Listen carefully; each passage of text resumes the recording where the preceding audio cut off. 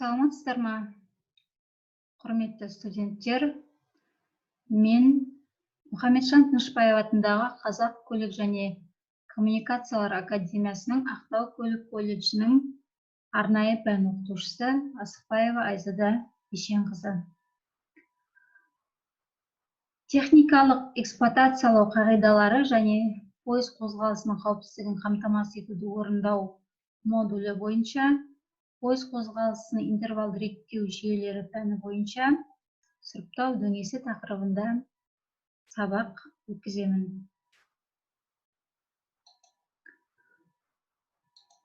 Сұрыптау станциясында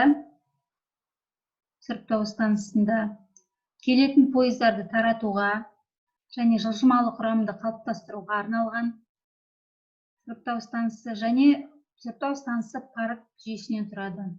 Қабылдау паркі, сұрыптау паркі, жөнелту паркі. А, Б және С бағыттарынан келетін пойыздар қабылдау паркінде қабылданады.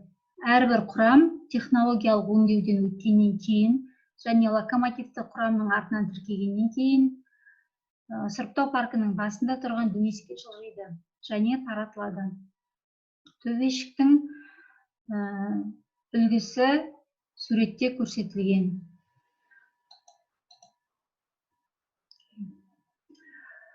Сұрыптау дөңесі 3 бөліктен тұрады.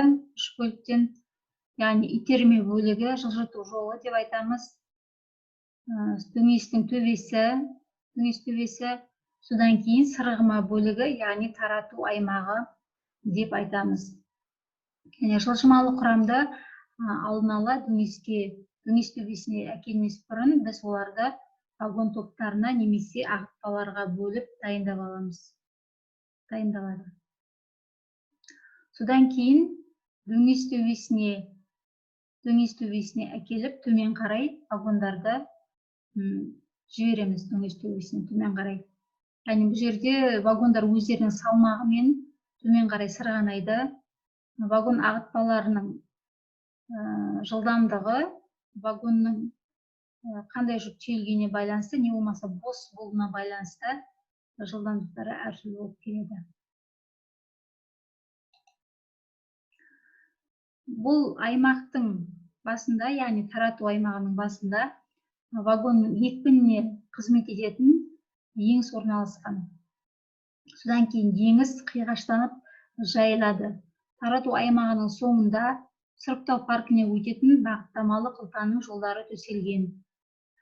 Сұрыптау паркіне баратын маневрлық қозғалыстар дөңес асты паркінің әрбір тармағына қойылатын маневр бағдаршамдары арқылы реттеледі. Сұрыптау паркіне кері қарай жасалатын маневрлер айдай аппақ түсті сигнал беретін дөңес бағдаршамдары арқылы орындалады. Барлық автоматтандыру және механикаландыру объекттері сұрыптау паркінің тарату аймағында орналасқан бір дөңес постынан басқарылады. Дөңес төбешігі жұмысының негізгі мақсаты одан төмен түсетін вагондардың еркін қозғалуында.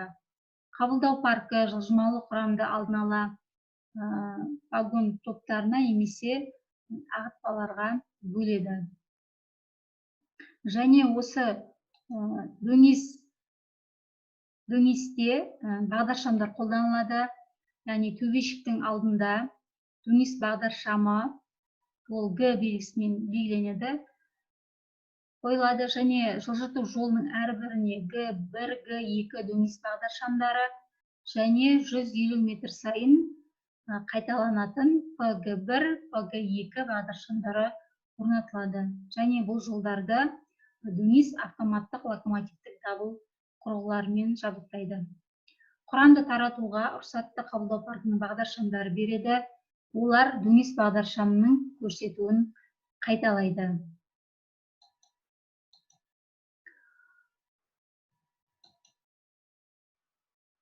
Бұл тақырып,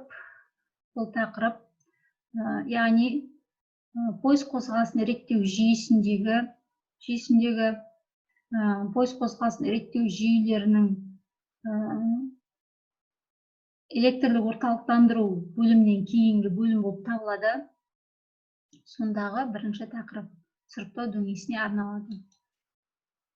Сұрыптау құрылғылары жалпы станциядағы вагон сұрыптау үшін вагондардың ауырлық күшін пайдаланылатын қуаты жоғары, үлкен, орташа және шағын дөңестер болып табылады.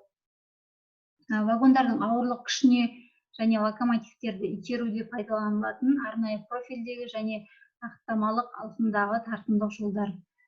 Тек вагондардың ауырлық күші пайдаланылатын, вагондар қозғалысын арнайы күшейткіштермен оларды жабдықтауда пайдаланылатын құрылғылар, тек локомотивтің тартым күші пайдаланылатын тартымдық жолдар және парктердегі аттамалы жол алтындары.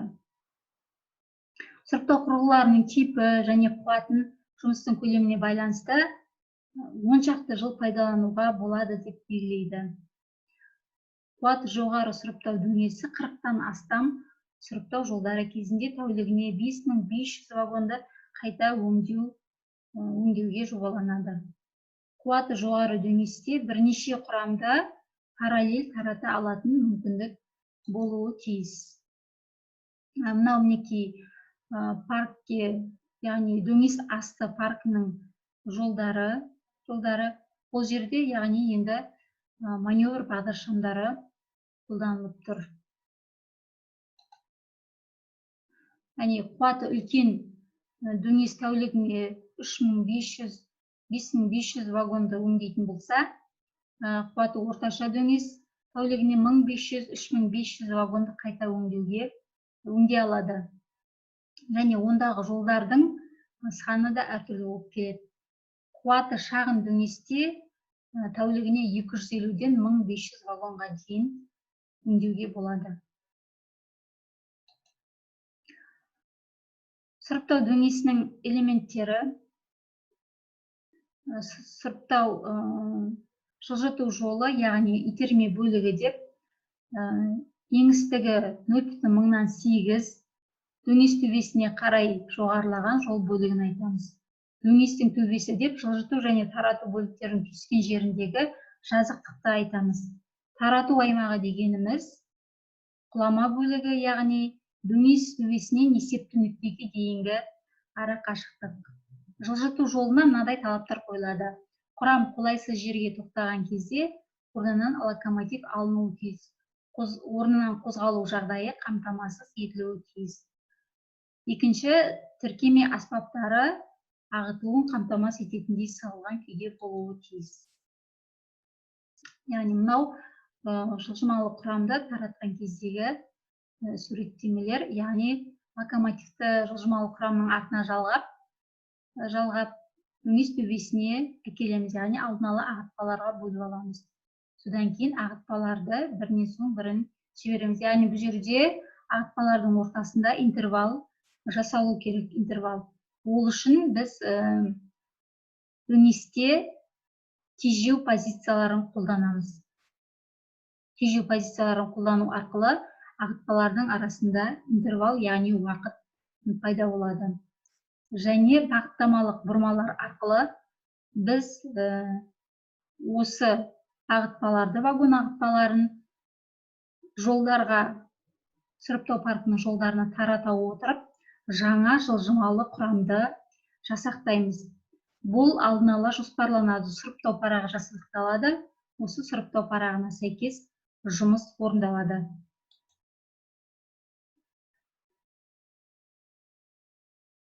Бұл тежеу позицияларында орналасқан баяулатқыштар, вагон баяулатқыштары.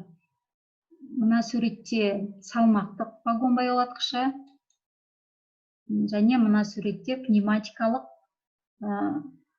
қыспалы вагон баяулатқыштары орналасқан.